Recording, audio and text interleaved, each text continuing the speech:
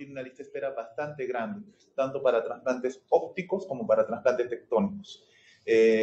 Luego tenemos Salud, que lo sigue, que tiene tres institutos que trasplanta, Almenara, Rebagliati y lo que es el IRO, el Instituto Regional de Oftalmología, que está al norte.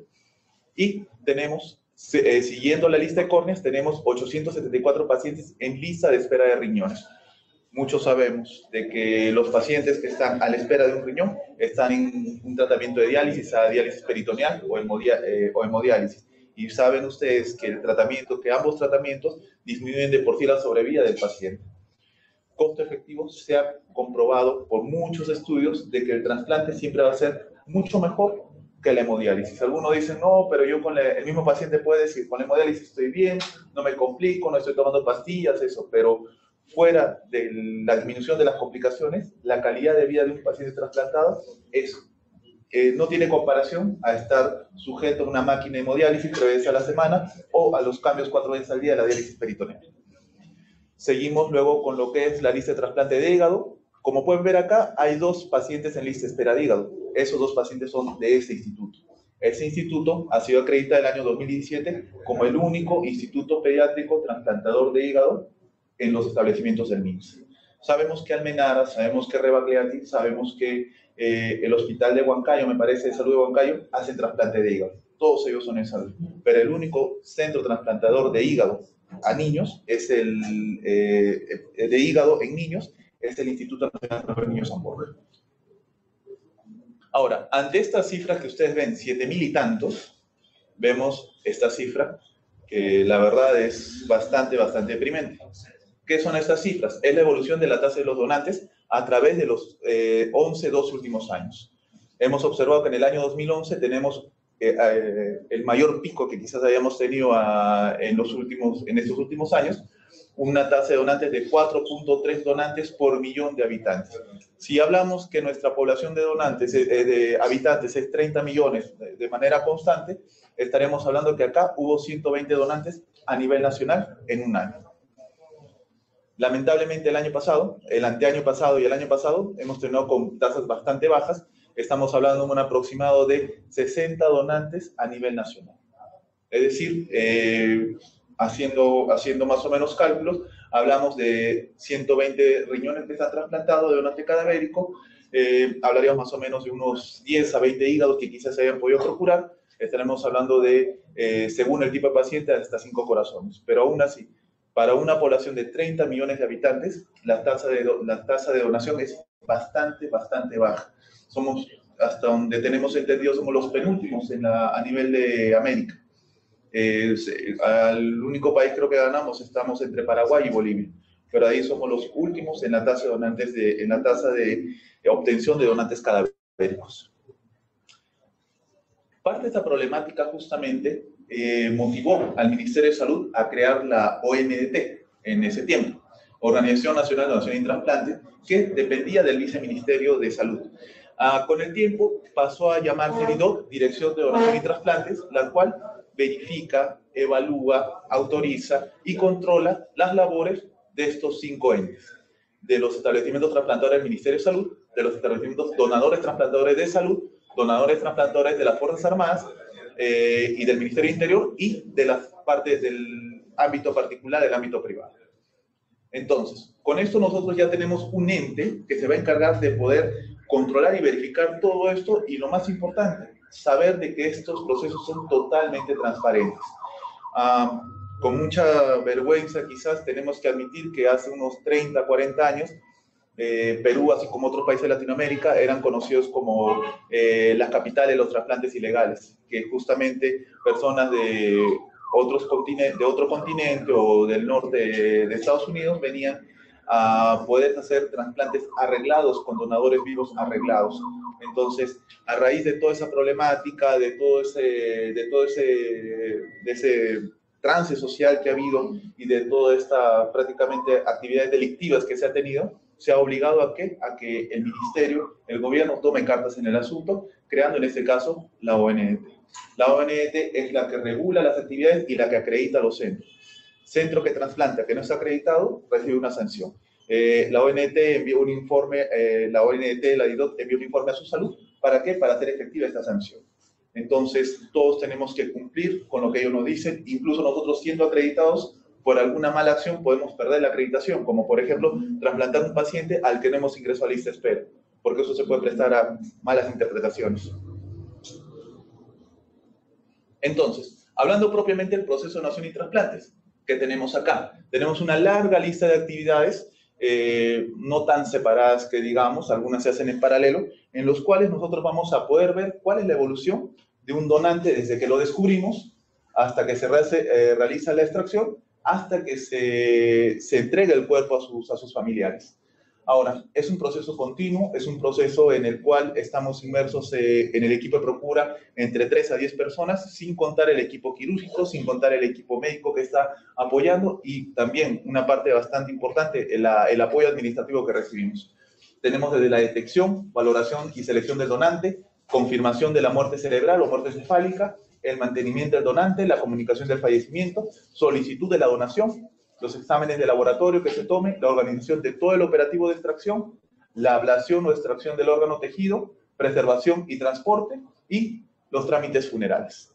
Me gusta siempre recalcar la parte de los trámites funerales, porque muchos solamente conocemos el trasplante y la donación hasta acá, pero no sabemos qué trabajo se realiza con las familias, en qué las apoyamos. Y lo más importante, es una familia que ha perdido un ser querido y que ha querido otro fin para su ser querido. Quizás quitarnos la idea de que no, oye, dona porque apoya la donación porque vas a ayudar personas.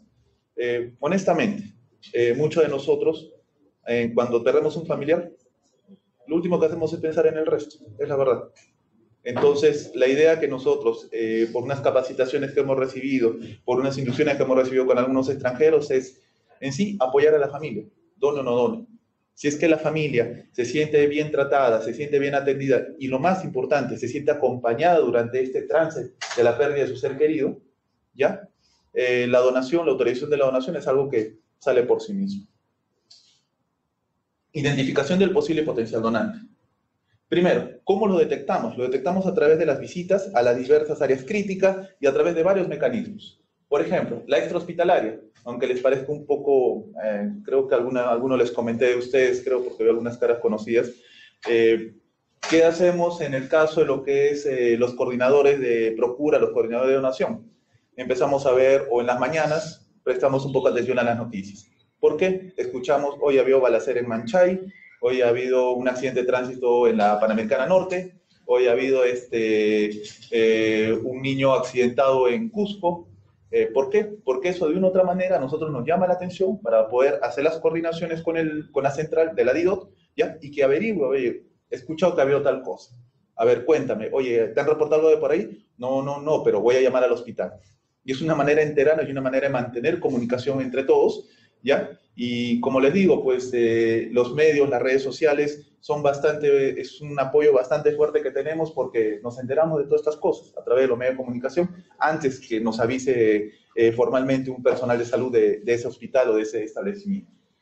A través de la vía intrahospitalaria tenemos 2 vías. La vía asistencial, que es la visita periódica de nosotros, los coordinadores, a las áreas críticas. Vemos, hablamos con el personal. ¿Algunos de ustedes de UCI o de área crítica? Ok. Lo que hacemos es acercarnos a las áreas críticas, identificarnos y preguntar si es que tiene algún paciente con una lesión neurológica severa, grave o catastrófica, como también es definida, para saber en qué condiciones ha ingresado. Justamente parte de la metodología que usamos nosotros es seguir a todos los pacientes con Glasgow menor de 7. Estos pacientes con Glasgow menor de 7, estadísticamente se ha comprobado que el 10 al 15% van a llegar a muerte cerebral, de una o de otra manera, pero el 10 y el 15% llegan a muerte cerebral. Entonces eso a nosotros nos ayuda a poder hacerle un seguimiento al paciente y ni bien tenga indicios de que está entrando a muerte cerebral, poder hacer el abordaje precoz y poder hacer el diagnóstico precoz de la muerte cerebral. ¿Para qué? Para iniciar el mantenimiento y las coordinaciones pertinentes. Nosotros no abrimos ningún protocolo de donación o alertamos operativo cuando el paciente aún no llega a muerte cerebral. Eso también quiero que lo tengan bastante claro ustedes, porque a veces cuando vamos a las visitas, el paciente está con Glasgow 5, 6 o tienen, por ejemplo, esfuerzo ventilatorio, lo primero que dicen, oye, está vivo, ¿por qué te acercas? No, sino que es parte de un seguimiento, pero que nosotros no abordamos ni activamos nada. Nosotros abordamos y activamos recién cuando el paciente está con diagnóstico de muerte cerebral. No cuando está con GLASO 7, 6, 5, no. Cuando está con muerte cerebral. Vía administrativa, cuando nos asigna la DIDOT, vía correo electrónico, vía un medio formal, el seguimiento de algún donante, potencial donante, aviso del personal sanitario de la existencia de un potencial donante de distintas instituciones, algunas amistades, algunos residentes, algunos colegas con los que hemos trabajado, nos avisan, nos notifican, verificamos con el Ministerio de Salud y nos asignan ese paciente. A través del día a día del equipo de coordinación, en algunos países, especialmente España, trabajan bastante con lo que es los registros de las tomografías. Cuando existen, durante la lectura de tomografías, ven tomografías con lesiones demasiado groseras, muy severas, inmediatamente lo notifican para hacer el contraste con la historia clínica y la evaluación del paciente. El control diario de los ingresos y egresos hospitalarios, que se ve también a través de los censos de admisión, lo cual no tenemos instaurado acá, pero es una medida bastante práctica de poder hacer un seguimiento y que no se nos escape nada. Y lo que sería ideal en cualquier parte del mundo para nosotros, de la misma familia, cuando sepa que su familiar tiene diagnóstico de muerte cerebral, llame al teléfono de Procura. ¿Qué tipo de donantes tenemos acá en el Perú? Tenemos el donante cadáver y el donante vivo. El donante cadáver es el que llega a muerte encefálica, que luego voy a explicarles el mecanismo. Y en otros países es el donante en corazón parado o en asistole, que hay una clasificación estricta que se ha desarrollado en Maastricht. Esta clasificación nos permite saber si es una parada intrahospitalaria, una parada extrahospitalaria, si ha sido controlada o no controlada. Bueno, eso es parte de otra revisión, pero lo que manejamos acá en Perú es la muerte encefálica y el donante vivo. Las etiologías de este tipo de cómo se llega a la muerte cerebral, la muerte encefálica, agrupando a grandes rasgos, accidentes cerebrovasculares hemorrágicos, isquémicos, traumatismos severos, traumatismos graves, encefalopatía hipopsicoisquémica y los tumores del sistema nervioso central. Ahora, cuando tenemos nosotros este tipo de lesiones cerebrovasculares, pasamos a ver cuáles son las que tienen peor pronóstico y cuáles podrían llegar a muerte cerebral y quizás cuáles podrían a nosotros alertarnos de que va a haber una mala evolución. En lo que es un TEP, a edad extrema, Glasgow bajo al ingreso, que justamente es parte de lo que nosotros seguimos, Glasgow de 7 o menores de 7, los cambios pupilares, alteración o ausencia de movimientos oculares, lesiones tipo Marshall 4 o 6, tipo y gravedad de la lesión, presencia de hemorragia subaracnoidea traumática, hipertensión intracraneal, hipoxia, hipotensión secundaria a la lesión, necesidad de intubación, coagulopatía y lesión espinal asociada, que me indica de que es un traumatismo de gran impacto, de alto impacto.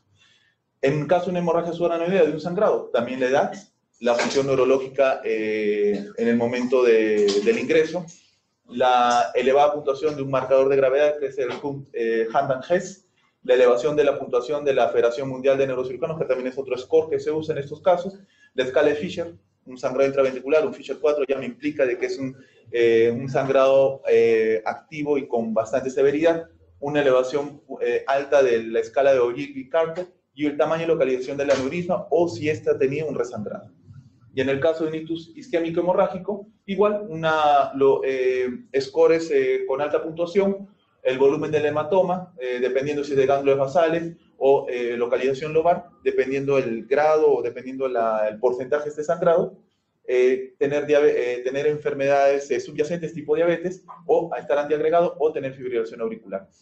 Estos factores me van a decir de que este paciente que ha llegado con este tipo de lesión podría llegar a una muerte cerebral y en este caso tendría que estar atento y vigilante a que en caso de llegar a muerte cerebral o indicio que está llegando a muerte cerebral, manejar o dar las indicaciones pertinentes para este tipo de pacientes.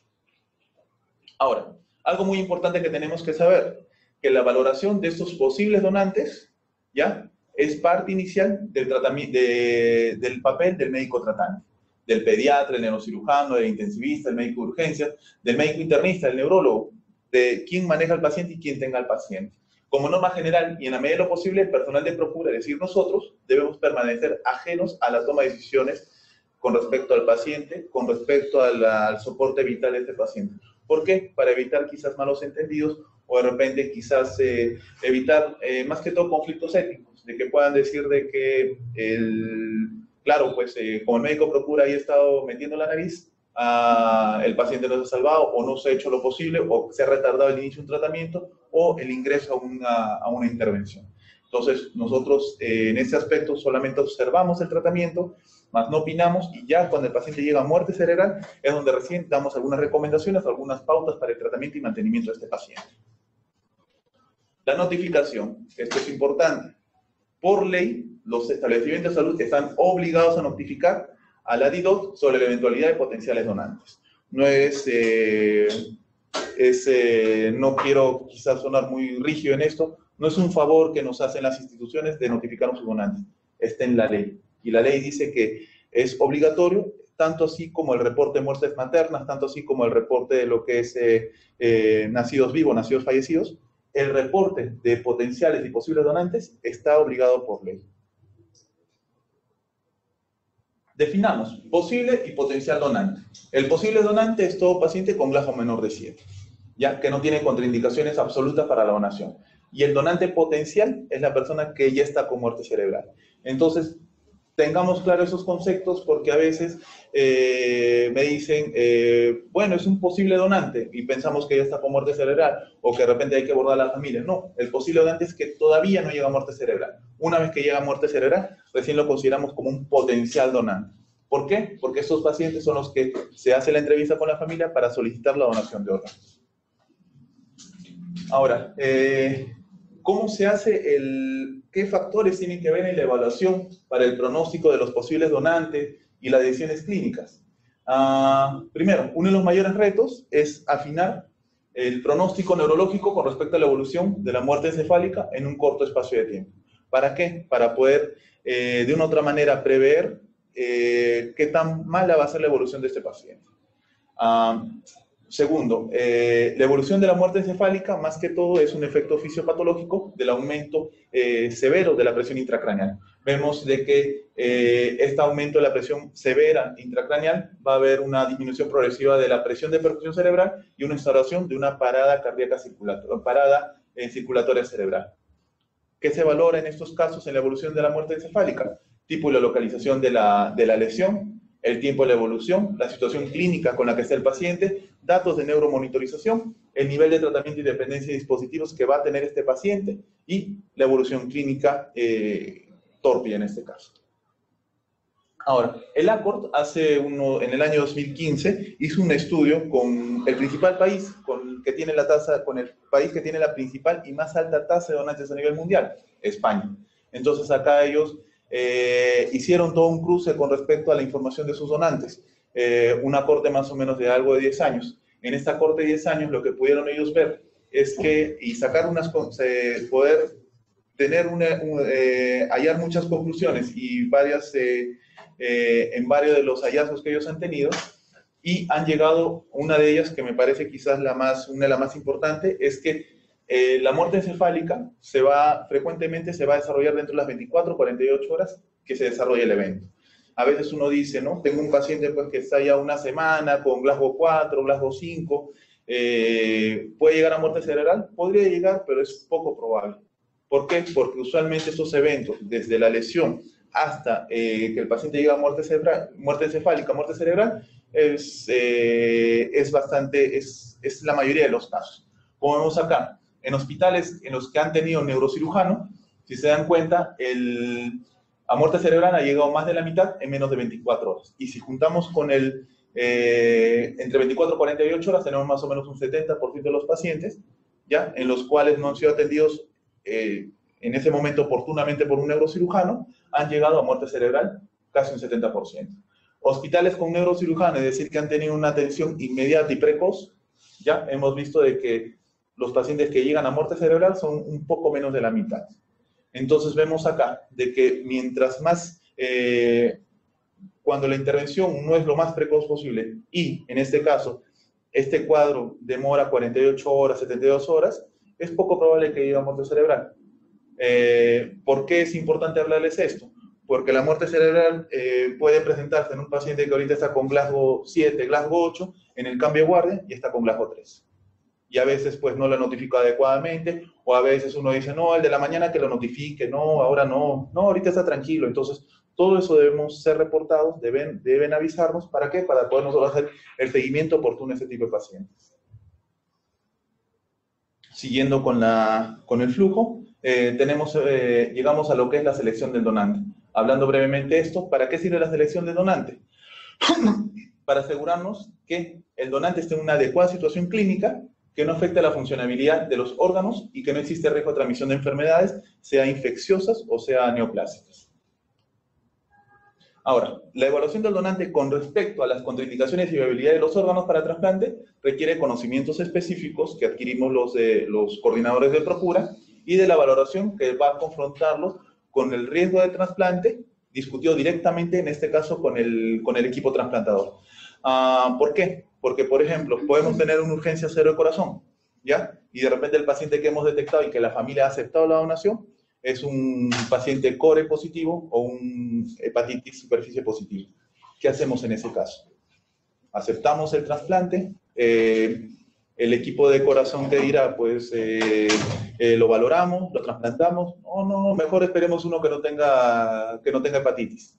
Pero muchas veces los equipos de trasplante, quizás es la parte más complicada, bueno, de la que me salvo porque yo soy el que hace la procura nada más, decidir, ¿le pongo o no le pongo ese órgano? Ese órgano tiene un riesgo para el paciente, pero ¿cuál es el mayor riesgo? Lo que pueda implicar el trasplante o el no trasplantarlo. Es una decisión bastante complicada que justamente manejan cada vez que tenemos un operativo de trasplante cuando no es el órgano adecuado. Entonces, la comunicación del equipo de Procura con el equipo de trasplante es muy importante. ¿Para qué? Para poder afinar criterios y para poder estandarizar ideas. A grandes rasgos, ¿cuáles son los criterios de selección? Una anamnesis detallada. ¿Para qué? Para saber qué ha tenido el paciente, qué medicación usaba, qué tratamientos tenía, etc. Por ejemplo, si yo me encuentro o me notifican que hay un paciente que fue encontrado en la vía pública con GLASO 7, llegó a GLASO 3, y no tengo un familiar que me pueda brindar información con respecto a antecedentes, medicación, hábitos de riesgo o costumbres, yo no podría validarlo como un potencial donante. ¿Por qué? Porque no sé cuál es la historia que está detrás de todo eso. De repente es una intoxicación, de repente es una encefalitis, una meningitis, una enfermedad viral, etc. Entonces, yo necesito tener una anamnesis detallada. Edad. Hace muchos años la edad, cuando se empezó los trasplantes, y justo, bueno, hubo la boga cuando España empezó a repuntar, el donante ideal para un programa de trasplante era un paciente de 30 años, 30 a 35 años que haya tenido accidente de tránsito. Entonces ya muchos nosotros ya calificamos para eso, ¿ya? Pero, ¿por qué? Porque tenía que tenerse al mejor donante. Con los avances, con las mejoras en el tratamiento inmunosupresor, con los nuevos esquemas, con ensayos que se han hecho con respecto a un tratamiento y otro, se ha empezado a ampliar la edad de este donante. ¿Para qué? Para tratar de aprovechar ese segmento que quizá no se estaba viendo, los mayores de 35 años. Luego, con el tiempo, los mayores de 40, los mayores de 50. Entonces, ahora, la edad no es una contraindicación. Hemos tenido pacientes, cuando hemos hecho algunas rotaciones, que era un paciente trasplantado de 90 años que recibía su segundo riñón y el donante había sido un paciente de 70 años. Obviamente, una edad mayor no me dice que debo descartar al paciente. Así como, al contrario, un paciente de 30 años, que alguna vez nos notificaron del Hipólito Unanue, chica de 30 años que está con muerte cerebral. Ah, perfecto. Fuimos a evaluarla. A la final era una diabetes tipo 1 desde los 15 años, amputación supracondila derecha, obesidad mórbida. Pero tenía 30 años. Entonces, ¿qué quiero decir con eso?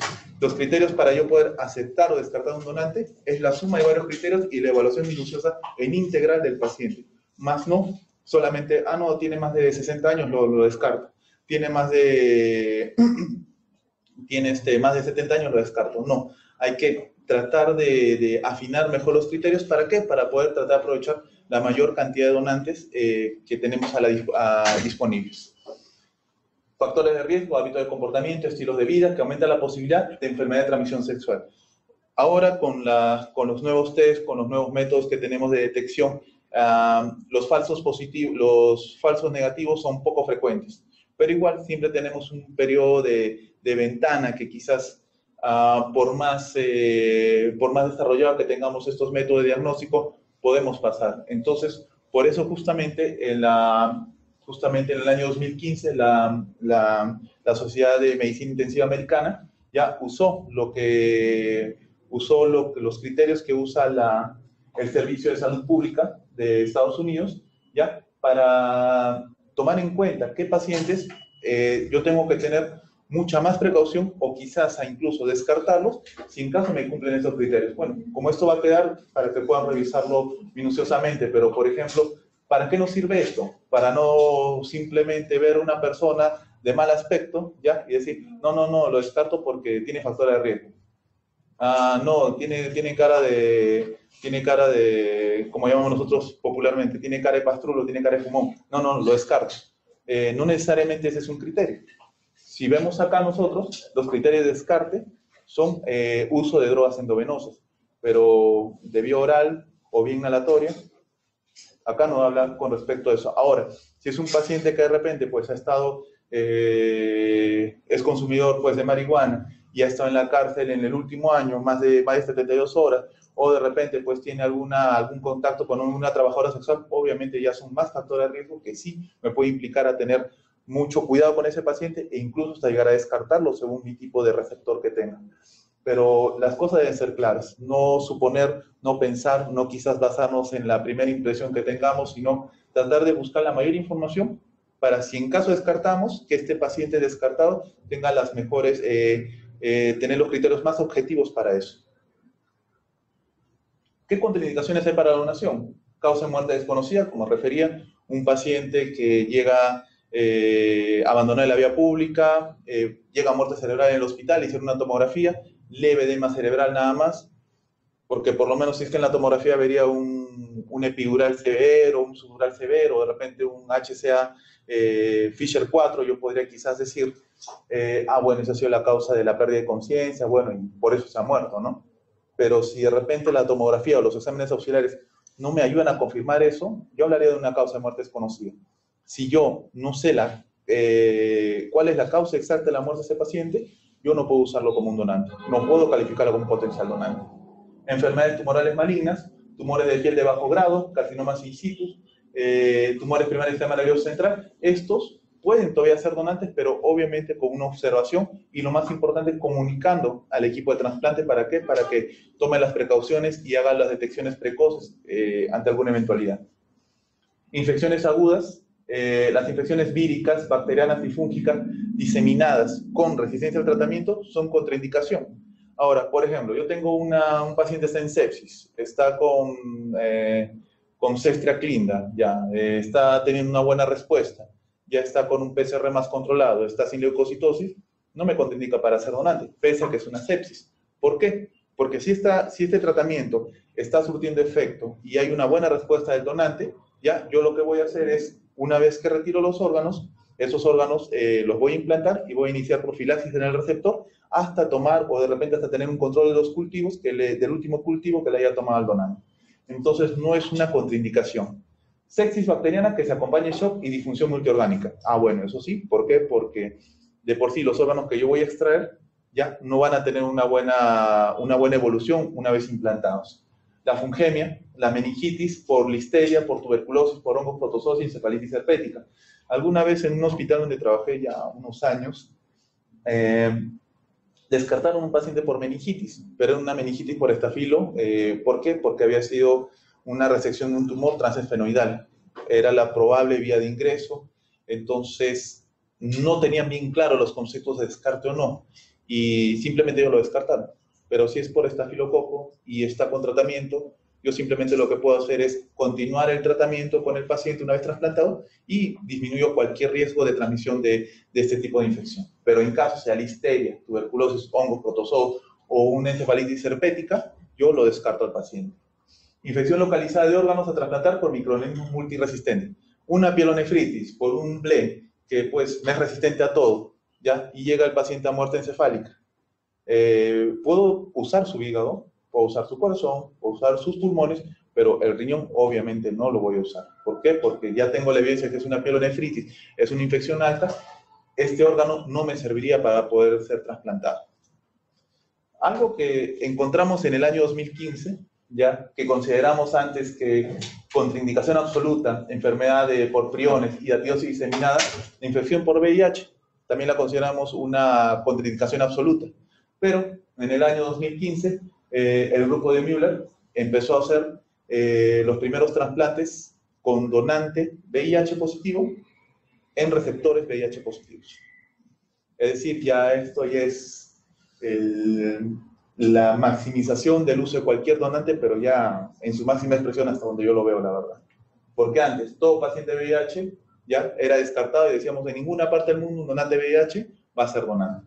Pero no, pues en Sudáfrica usan estos donantes y hay una corte más o menos de 20, 25 pacientes que tienen buena respuesta y obviamente pues estos donantes VIH tienen criterios especiales para poder ser usados como donantes, no cualquier VIH tampoco, ¿no? Otras contraindicaciones, enfermedades hematológicas o neurológicas de causa desconocida, esas enfermedades de tejido conectivo mixto, EAD, a veces hemos diagnosticado o no hemos podido diagnosticar, colagenosis y vasculitis, dependiendo cuál es el compromiso vascular que voy a tener, y otro que quizás más va a interesar la parte quirúrgica, patología sistémica severa con afectación funcional, en este caso de la parte vascular. ¿Por qué? Yo puedo tener un órgano, un riñón en muy buen estado, una creatinina de 0,5, buen tamaño, buena condición y todo, pero si tengo un mal vaso de este riñón, o una mala vena de este riñón, yo no voy a poder utilizarla, no voy a poder hacer un implante adecuado. Y hay un alto riesgo de que tenga yo complicaciones intraoperatorias o postoperatorias inmediatas. Por más que no haya tenido infecciones, creatininas normales, etcétera, bien mantenido todo, pero si tiene una afectación vascular severa, yo no voy a poder usar ese donante. ¿Cuál es la función de los médicos en las áreas críticas? 1, como refería, notificar paciente. 2, firma el acta de muerte encefálica. 3, informar a la familia del diagnóstico. El personal de procura no puede informar el diagnóstico de muerte encefálica porque no somos el equipo tratante. Quien debe capacitarse y tiene la responsabilidad de comunicar que su paciente ha llegado a muerte encefálica es el médico tratante. ¿Y qué más nos ayuda el médico de áreas críticas? Hacer el mantenimiento y la viabilidad del donante. Para tener un concepto más claro, la Ley General de Salud habla que la muerte es el cese definitivo de la actividad cerebral, independiente de algunos órganos. A veces, conversando con algunos abogados, ellos han dicho de que no, el Código Penal dice de que es la parada cardíaca.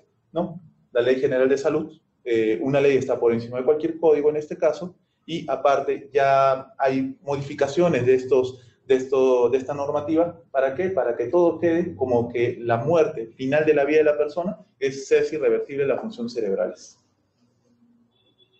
Con respecto a la Ley General de Órganos y la Ley General de Donación y Trasplante de Órganos, el diagnóstico y certificación de la muerte de la persona se basa en el cese definitivo y irreversible de las funciones encefálicas.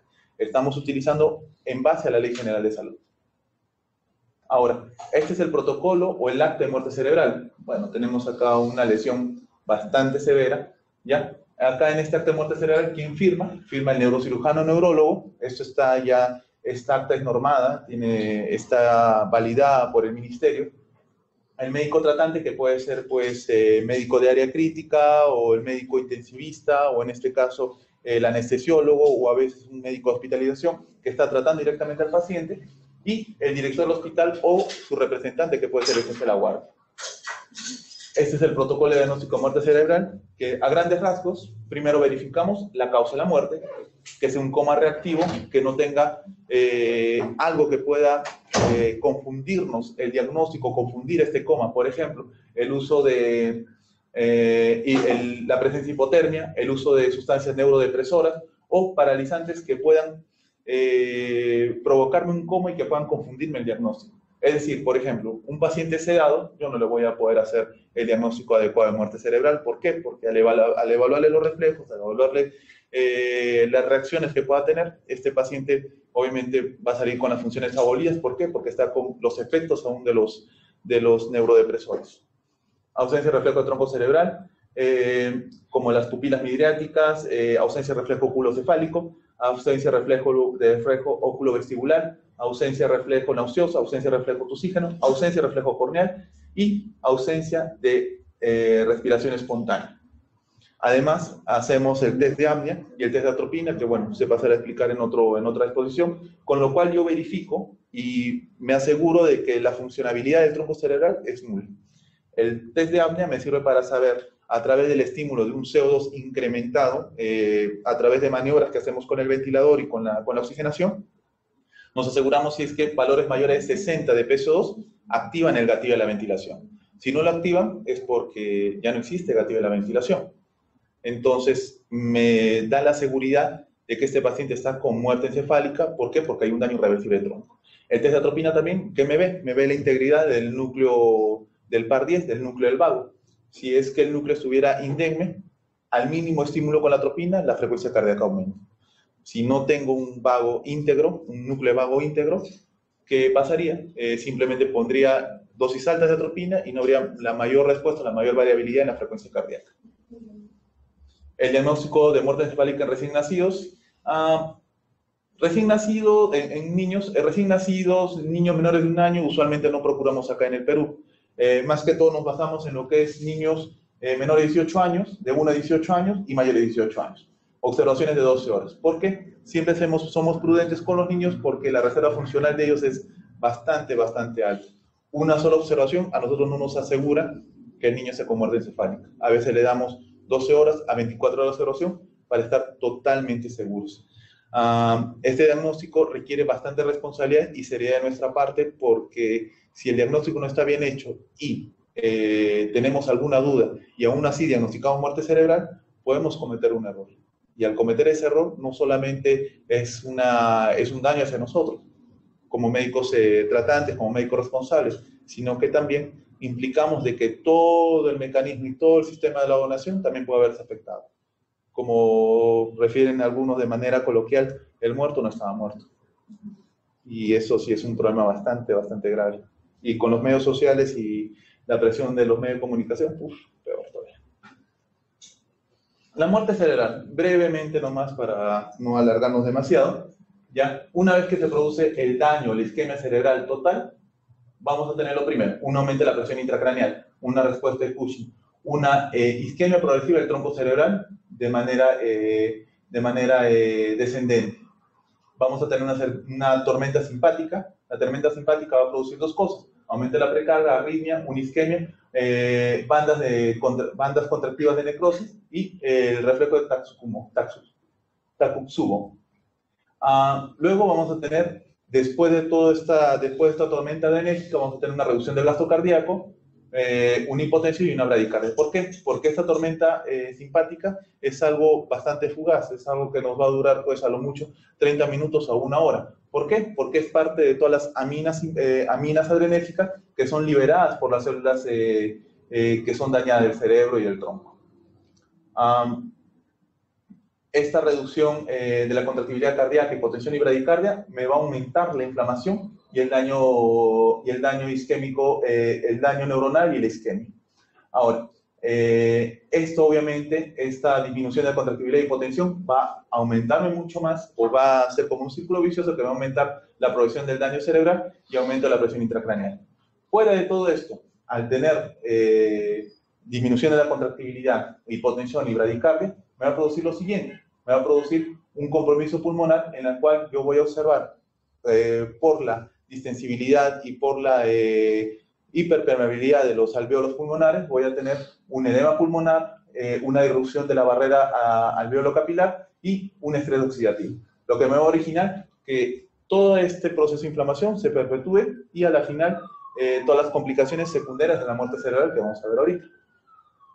Centro cardiovascular, disminuye la contractibilidad. Ya una vez que se estableció la muerte cerebral, hay apnea, hay hipotermia y hay una disminución de la hormona antidiurética, produciendo una poliuria y deshidratación secundaria.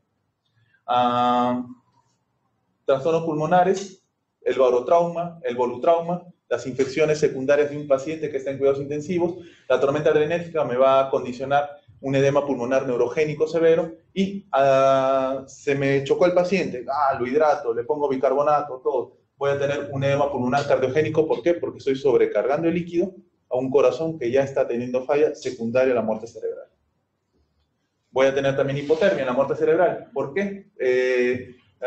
porque ya no hay centro regulador, el hipotálamo está destruido por todo este proceso de la muerte cerebral, y entonces va a haber una afinidad, la afinidad del oxígeno a la hemoglobina va a ser menor, va a haber una hipoxia, y esto va a producir lo siguiente: a nivel cardíaco, arritmia sistólica o hipotensión arterial; a nivel renal, diabetes insípida y poliuria; y a nivel hematológico, que es uno de los trastornos más severos que hemos tenido, la presencia de un CID o una discrasia sanguínea.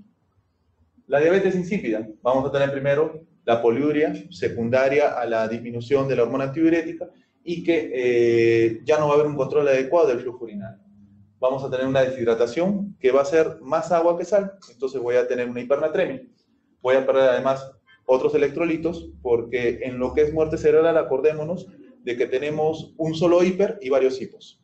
Hipernatremia, y todo lo demás es hipo: hipotermia, hipocalcemia, hipocalemia, hipomagnesemia, hipofosforemia. Entonces, estas pérdidas de electrolitos son secundarias a este aumento del débito urinario, este aumento del flujo urinario.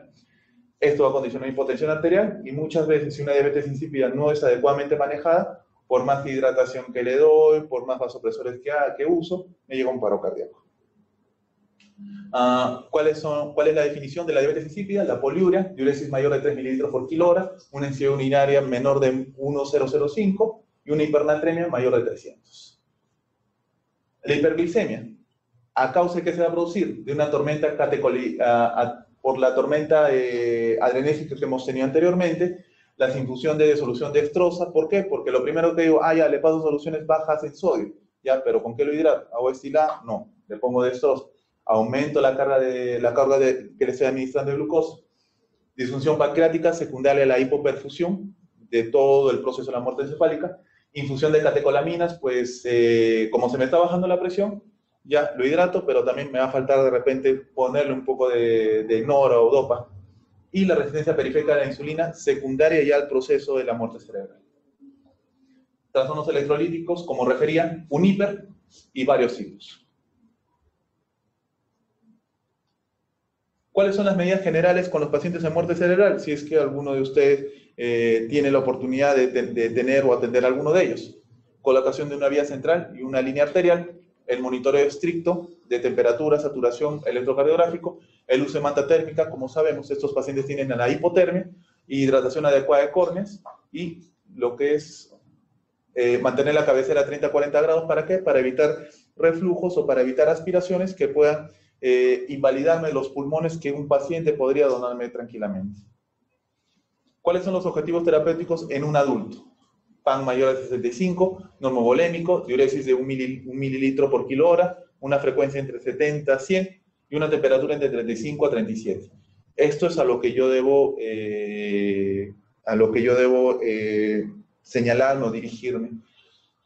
Sé que muchas veces, por N motivos, no voy a llegar a esos estándares, pero como alguna vez un colega nos decía, puedes tener una contraindicación relativa. Perfecto, ya, una contraindicación relativa es relativa, no te invalida nada, pero la suma de varias contraindicaciones relativas o varias deficiencias parciales te hace una deficiencia total. Entonces, varias contraindicaciones relativas se pueden convertir en una contraindicación absoluta. Tratemos siempre de manejar estos parámetros. Quizás no llegamos a cumplir con todos, pero por lo menos lo más cercano, o por lo menos cumplir la mayor cantidad que se puede. La hipotensión es secundaria a la pérdida del tono vasomotor, a disminución de la contractibilidad cardíaca, y a la hipovolemia, que hemos visto secundaria a la diabetes insípida, al uso de diuréticos osmóticos tipo mannitol, o de repente pues al mismo proceso que llevó a la muerte cerebral, un traumatismo por PAF, por proyectil de arma de fuego, o de repente un hemotórax de repente que me esté descompensando el paciente. Estas cosas son causa de hipovolemia. ¿Cómo repongo a estos pacientes la volemia? Si tiene un sodio menor de 145, puedo usar tranquilamente lactato de Ringer o cloruro al 0.9. O, en los casos que no haya buena respuesta, albúmina o coloides. Si tiene un sodio mayor de 145, uso soluciones al medio, ya, para no aumentar o no descompensar esta hipernatremia, y uso la dextrosa 5%, que, como refería, me podría producir hiperglicemia.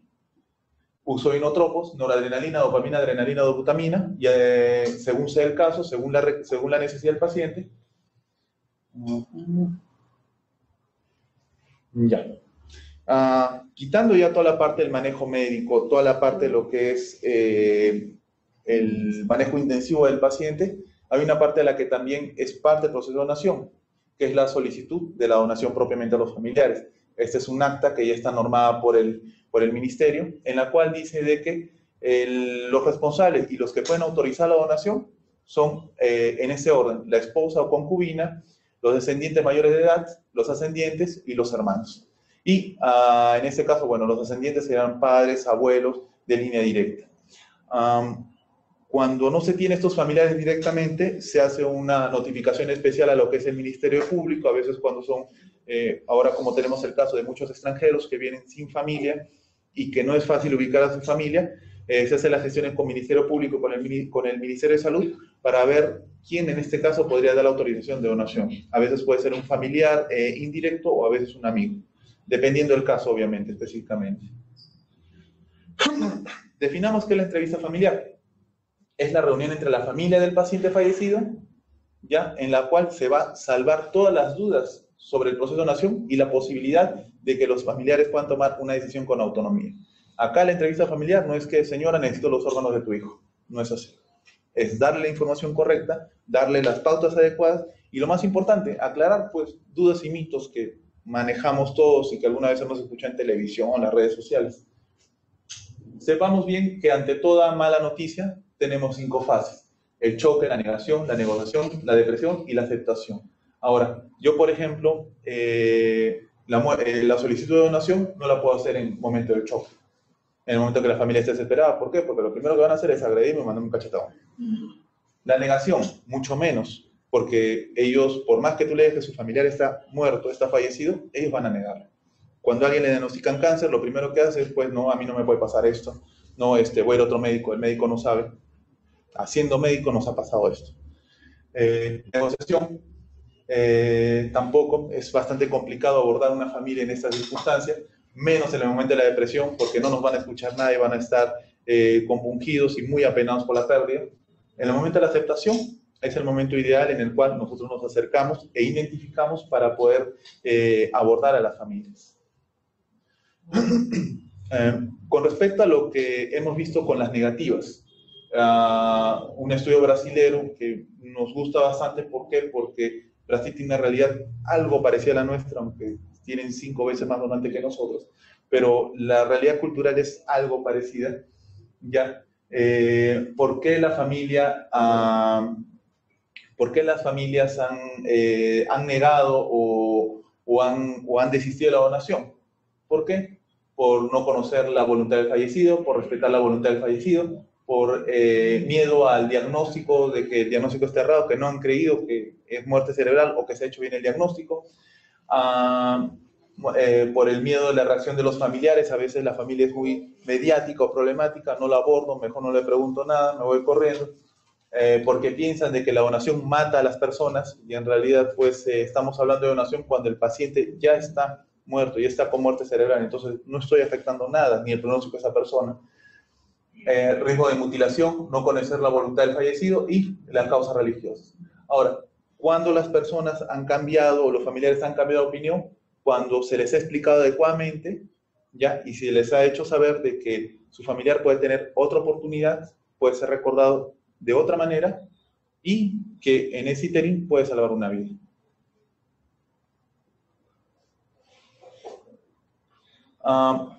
Bueno, como último capítulo para terminar, primero, muchos de ustedes como colegas, como médicos, ya han hecho un certificado de función, mínimo en el CERUM, por lo menos habrán hecho un parcito, me imagino.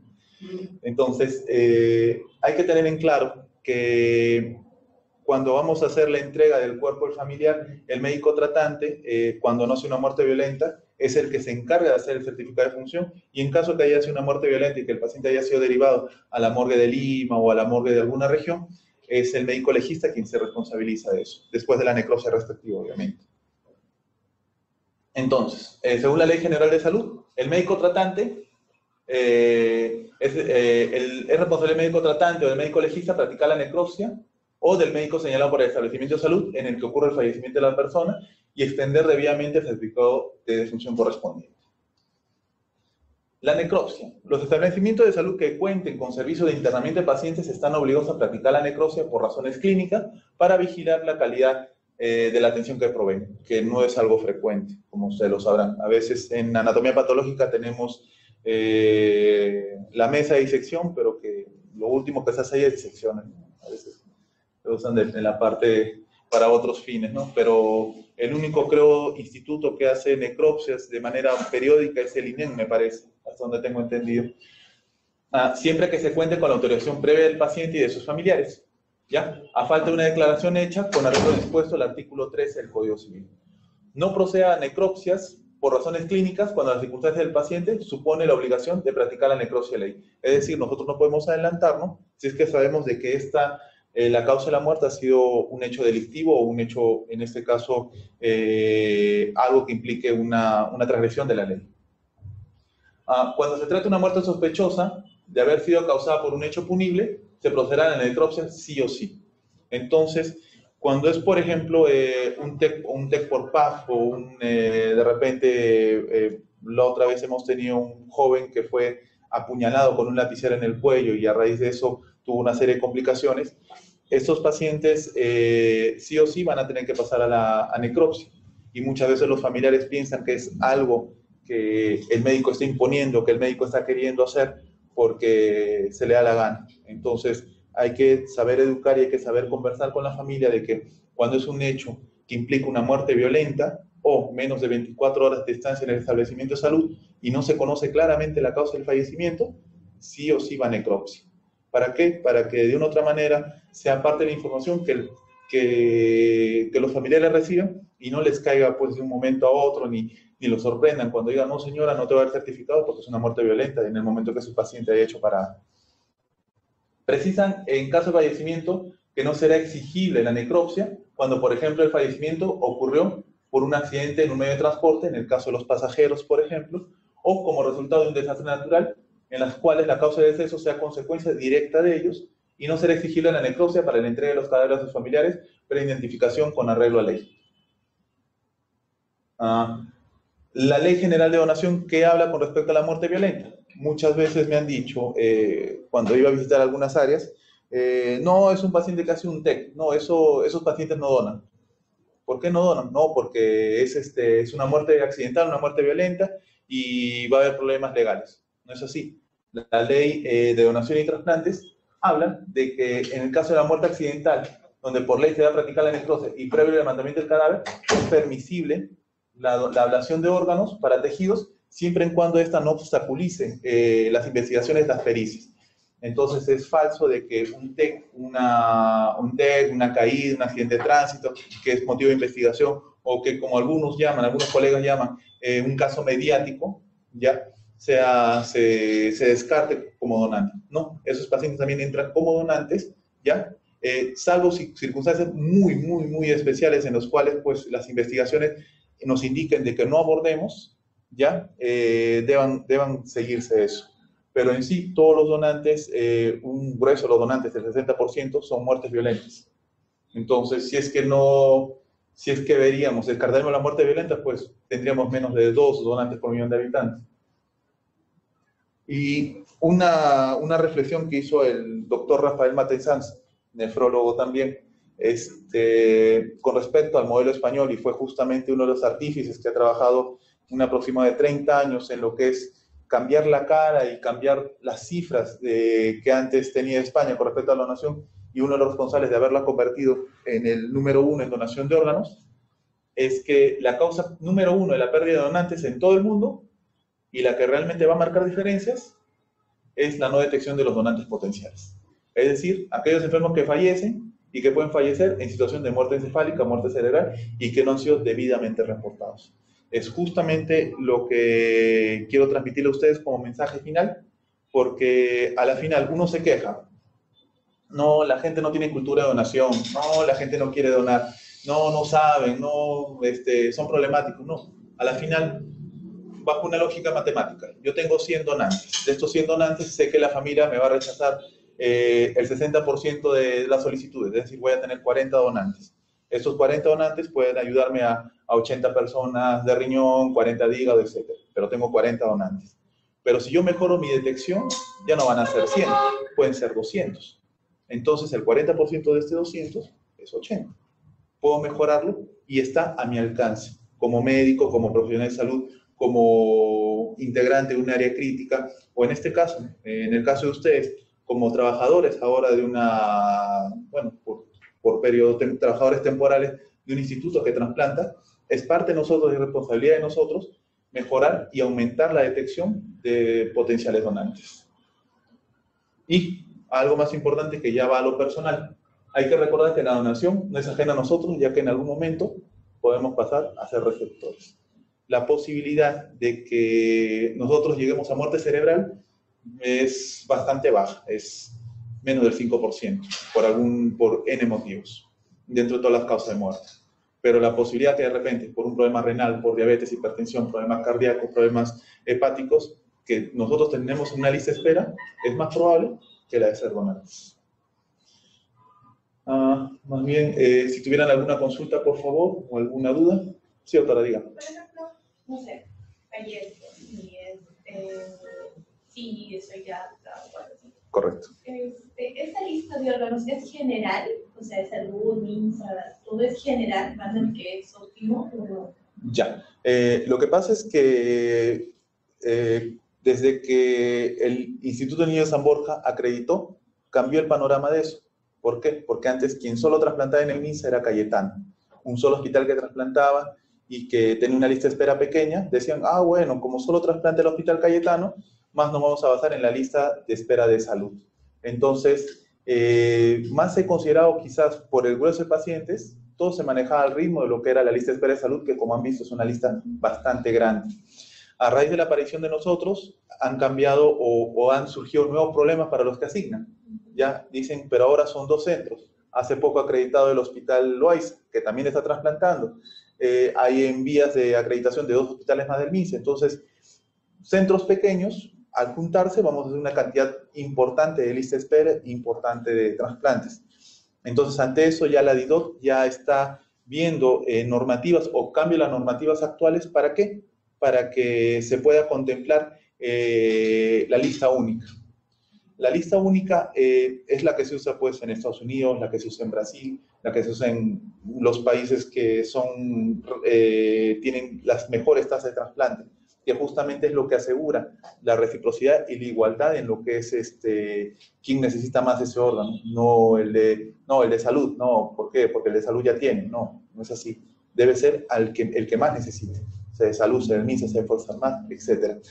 Por el momento, le estamos manejando por institución. Es decir, cuando es un donante de salud, ya que está en un establecimiento de salud, el beneficiario inicial puede ser uno de salud. Pero si, por ejemplo, no está, en ese momento hay una urgencia cero, te explico, una urgencia cero de corazón, y el paciente viene pues del hospital militar, ¿ya? Y hay pacientes en lista de espera de riñón del hospital militar o de otro órgano. Pero cuando hay una urgencia cero, ese órgano, donde lo encuentren, va hacia esa urgencia cero. No, ya no se respeta ese criterio de asignación porque es urgencia cero. Urgencia cero es lo que los americanos llaman el estatus 1, que es la necesidad de trasplante en menos de 48 horas por riesgo de vida del paciente. Pero normalmente se asigna según el establecimiento. Por ejemplo, nosotros como Instituto del MINSA nos asignan pacientes del Ministerio de Salud, pacientes hallados en el Ministerio de Salud.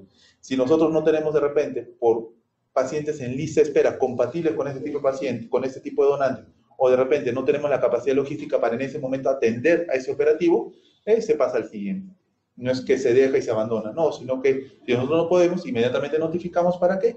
Para que el ministerio designe a otro instituto. ¿Para qué? Para que pueda hacerse cargo de ese paciente. Por ejemplo, nosotros a grandes rasgos estamos trabajando en una normativa aún para usar, en la cual estamos ahora inicialmente como donantes de riñón para nuestros niños de lista de espera, que todos tienen entre 11 a 17 años. Estamos validando donantes de 35 años a menos. Por ejemplo, si se me apareciera en otro hospital del MINSA un paciente de 40 años, parte de que ya de acuerdo con mi equipo de trasplante inicial, yo no puedo aceptar un paciente de 40 años porque no está dentro de lo que ya hemos quedado nosotros. Entonces, ¿qué hacemos? Se cede para Cayetano. Y si Cayetano de repente no tiene un receptor compatible, pasa al Ministerio de Salud. Es decir, ese donante no se pierde. Esos órganos sí o sí se usan, pero inicialmente se tiene cierta prioridad con la institución donde se generó el donante. Sí, doctor, dígame. ¿Cuánto tiempo dura el proceso en el cual, bueno, ya se hace la selección, retiro de órganos y ya, bueno, se le da el cadáver a la familia? Ya. A ver, lo ideal, teniendo instituciones pues que te ayuden, que el fiscal de turno, el médico que hace la necropsia, pues sea de tu promoción de la universidad y que te haga los trámites rápido, todo este trámite no debe demorar más de 36 horas. Pero, lamentablemente, por cuestiones de logística, cuestiones de trámites, cuestiones burocráticas, hemos tenido a veces, y con mucha vergüenza tenemos que aceptar, de que a veces el cuerpo a la familia se le ha dado después de 2 días a 3 días, ya con órganos extraídos y todo. ¿Por qué? Porque hay pacientes que no son de acá del país, donantes que no son de acá del país y solicitan la autorización para la cremación. Y hasta que la consigan, ellos no pueden retirar el cuerpo de su familiar. Y en todos esos 3 días, esos 4 días, estamos nosotros como equipo de Procura al tanto de la familia. ¿Para qué? Para que no se sienta de que solamente los usamos para que nos autoricen y ya. No, sino que estamos con ellos apoyando, con ellos verificando. Ahora, desde que el paciente hace muerte cerebral, a ver, te explico un operativo modelo, un operativo así promedio, ya. A ver, el paciente fue detectado, se le dio lo que siempre pasa, a ver, ya. El paciente el día lunes le diagnostica muerte cerebral, ya. Se le informa a la familia entendió de media, parcialmente, a medias, entendió el diagnóstico. Hablas con ellos en la tarde o en la noche, no han entendido exactamente el diagnóstico de muerte cerebral, tienes que reforzar ese diagnóstico. Una vez que ellos han entendido completamente el diagnóstico de muerte cerebral, ahí recién tú solicitas la donación. La solicitas el martes a las 8 o 10 de la mañana, que has llamado a la familia, los has reunido para hablarles del tema y todo. Lo primero que ellos te van a decir, doctor, tengo que conversarlo con mis demás familiares. Algunos dicen, ¿sabes qué? Va a llegar un primo que es médico, que viene pues de provincia y él llega en la tarde o en la noche. Entonces nos reunimos el miércoles en la mañana. A veces pasa. A veces te dicen, doctor, deme en la tarde para poder hablar con mis demás familiares. ¿Por qué? Porque a veces no tienen las cosas muy claras y a veces este tiempo que te piden es porque no quieren decirte no de frente a veces. Ya, pero imagínate que te digan que sí. Te dicen sí en la tarde, el martes en la noche. Ya, a las 8 de la noche te han dicho que sí, un martes en la noche. Ya, tienes que llamar inmediatamente y hacer las coordinaciones para conseguir transporte y trasladar a ese paciente de muerte cerebral a un establecimiento para hacerle la extracción. Algunas veces hemos tratado de coordinar que se haga la extracción en el mismo centro, pero si en nuestras salas, en nuestros establecimientos públicos, tenemos salas las justas para atender de repente emergencias propiamente, o tenemos limitación de recursos, a veces no nos dan chance para poder hacer una extracción ahí. A veces decimos, no, oye, tráeme solamente, consígueme sala y oxígeno nada más, no, y a veces ni la sala ni el oxígeno lo tienen disponible. Entonces lo trasladamos a un centro. Al centro llega pues en 2 horas consigues ambulancia, todo, 10 de la noche. Llega al niño San Borja, por ejemplo. Ahora, ese paciente no tiene ningún examen todavía solicitado. Hay que esperar hacerle nuevamente una reevaluación, que vengan otros equipos de otros centros, porque de repente dicen, es un paciente de 20 años, ya que está con dosis baja de vasopresores, puede ser un donante cardíaco. Entonces hay que esperar que venga el equipo de corazón de otra institución para que lo valore y vea si puede ser un donante de corazón. Perfecto, va corazón, ya, bestial. Viene un equipo de repente del Hospital Rebagliati, vamos a validar también pulmón, o de Almenara, pero vamos a validar pulmón. Perfecto, hay que esperar que lo validen bien para recién nosotros programar la entrada a sala de espera. La sala de operaciones. Una vez que durante ese interín he tomado los exámenes, he vuelto a repetir las serologías porque por más que tenga un buen aspecto el paciente, siempre hay que descartar hepatitis, VIH, VDR, HTLV. Eso me demora más o menos 3 horas. Estamos hablando de 1 de la mañana. ¿Ya? A la 1 de la mañana el paciente entra a sala. Si el paciente va a hacer extracción del corazón o extracción de hígado, la extracción puede demorarse unas 4 horas. Si solamente es hígado o riñones, la extracción sale en 2 horas. Que haya sido con corazón. Estamos hablando, ¿cuánto vamos ya? 1 de la mañana, 1 de la mañana, 4 horas. 5 de la mañana termina la extracción. 6 de la mañana el cadáver va al mortuorio del hospital. Si es una muerte violenta, ya hay que hacer el trámite con la comisaría. ¿Para qué? Para que el efectivo haga su atestado, este efectivo haga el llamado al fiscal de turno, que probablemente va a venir a las 8 de la mañana, porque 7 de la mañana nadie viene. Llama al fiscal de turno, el fiscal, tenemos la buena suerte que el fiscal venga a las 8:30 de la mañana, porque justo pues está cerca del Ministerio Público, el establecimiento, está en Almenara, por ejemplo, llegó rapidísimo, 8:30. Hace levantamiento, lo lleva a la morgue central de Lima, la morgue central de Lima llegará entre trámites y todo 11 de la mañana. Estamos hablando que el paciente falleció el día lunes y el día miércoles recién el cadáver está llegando a la morgue central de Lima. Si hay mucha suerte, llega en la mañana, en la tarde ya le están haciendo la necropsia, ¿ya? Y en la noche se le está entregando al familiar. Entonces estamos hablando de un proceso más o menos, teniendo mucha suerte, 36, 48 horas. Cuando es una muerte no violenta, ya no tomamos la parte de lo que es en este caso el Ministerio Público, llamar al policía, sino directamente se va del mortuorio. Hay cosas en las que debemos mejorar bastante. Hay cosas en las que podemos tranquilamente, pues, ya acordar de repente con la Fiscalía de turno y decir, cuando es un donante, pues, olvídate del resto, ¿ya? Y dale prioridad a mi donante. Podemos hacerlo, pero ustedes saben de que el trabajo, entre colegas sabemos eso, el trabajo es bastante saturado. Muchas veces hay 1 o 2 médicos de turno en la morgue que por más que traten de hacer los trámites lo más rápido posible, a veces no nos pueden apoyar con eso. Asimismo, también para notificar a veces a la policía y que traigan una movilidad para poder llevar el cadáver, a veces no les dan las facilidades a los policías. A veces la camioneta no tiene combustible. Hay N cosas que nos demoran, pero bueno, es algo que debe estar escrito, es algo que debe decirse, se tiene que hacer porque se tiene que hacer y es una obligación. Pero gracias al apoyo de colegas, amigos, conocidos o personas a las que nos hemos hecho conocidos, nos ha ayudado a tratar de agilizar más esos trámites.